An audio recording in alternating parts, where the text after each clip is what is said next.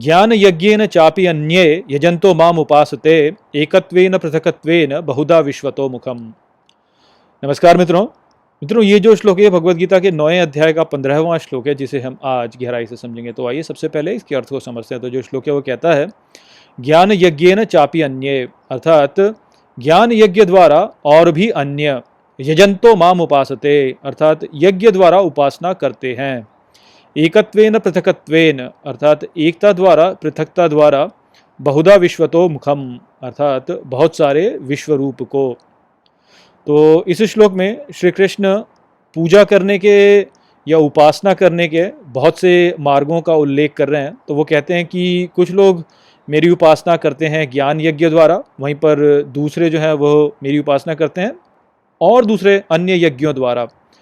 वहीं पर कुछ ऐसे होते हैं जो कि एकत्व द्वारा मेरी उपासना करते हैं, या कुछ ऐसे होते हैं जो कि पृथकत्व द्वारा मेरी उपासना करते हैं, और कुछ अन्य ऐसे भी होते हैं जो कि मेरे विश्व रूप की उपासना करते हैं। तो यहाँ पर श्री कृष्ण ने विभिन्न यज्ञों को या एकत्व, पृथकत्व या विश्व रूप के विभिन्न मार्गों द्वारा उनकी उपासना करने के बारे में बोला है।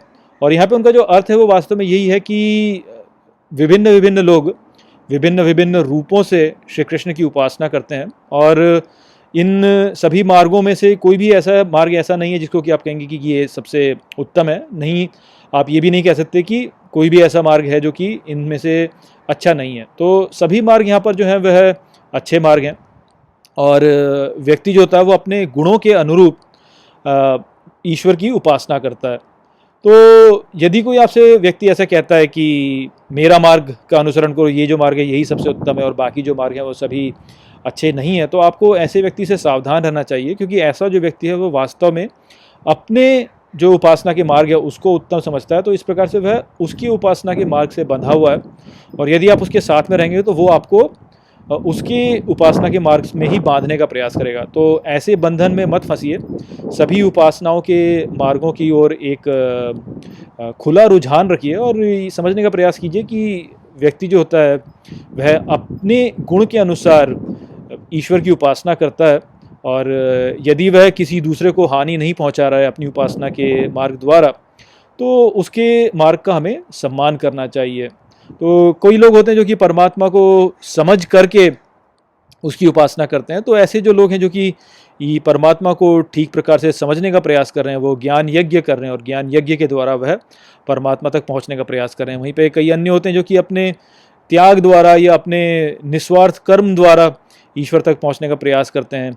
तो वो जो मार्ग है वह अपने आप में एक अच्छा मार्ग है। यदि कोई व्यक्ति बहुत ही कर्मठ है तो वह कर्म के यज्ञ द्वारा ईश्वर तक पहुंच सकता है। यदि कोई व्यक्ति ऐसा है जो कि एक शांत मन रख पाने में सक्षम है तो वह फिर राजयोग के द्वारा पहुंच सकता है। या कोई व्यक्ति ऐसा है जो कि बहुत ही भावुक है तो वो भक्ति द्वारा ईश्वर तक पहुंच सकता है।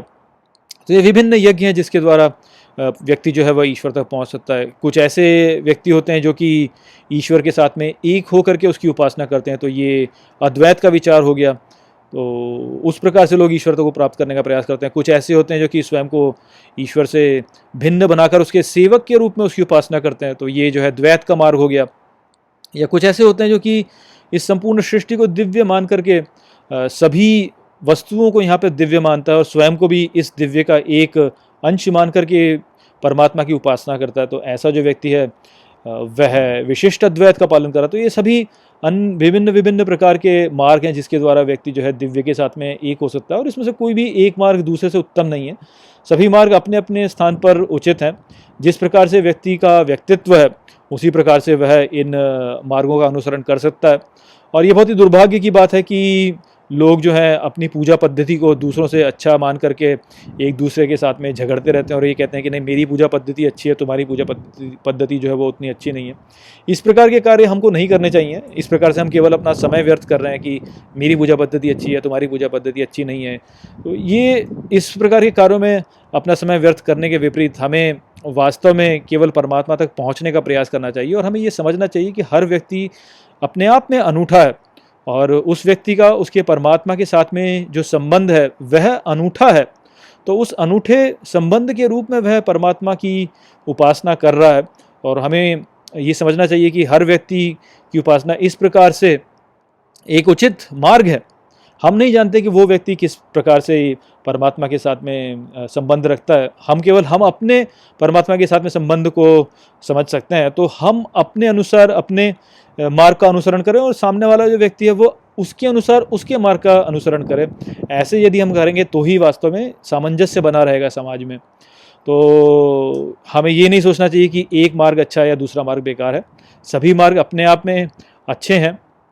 और ये जो परमात्मा की आराधना का विषय है ये वास्तव में एक व्यक्तिगत विषय है। इसे हमें पूरे समाज में एकदम फैलाना इस प्रकार से नहीं चाहिए कि हम इसे व्यक्तिगत की बजाय जो है पूरे सामाजिक एक विषय बना लें। तो ये सामाजिक विषय नहीं है। सामाजिक विषय जो होता है वह समाज को एकजुट करने के प्रयास होते हैं, जो कि एक आप यदि सम्मान करेंगे सभी पद्धतियों का तो उस स्थिति में वो सामंजस्य जो है वो अधिक बढ़ेगा, ना कि आप ये बोलें कि नहीं मेरा ही जो तरीका है वह अच्छा है और बाकियों का तरीका जो है बेकार है। उस प्रकार से केवल एक दूसरे में परस्पर विरोध उत्पन्न होता है, जिससे कि समाज का सामंजस्य जो होता है वो बिगड़ जाता है और विघटन होने लगता है समाज में।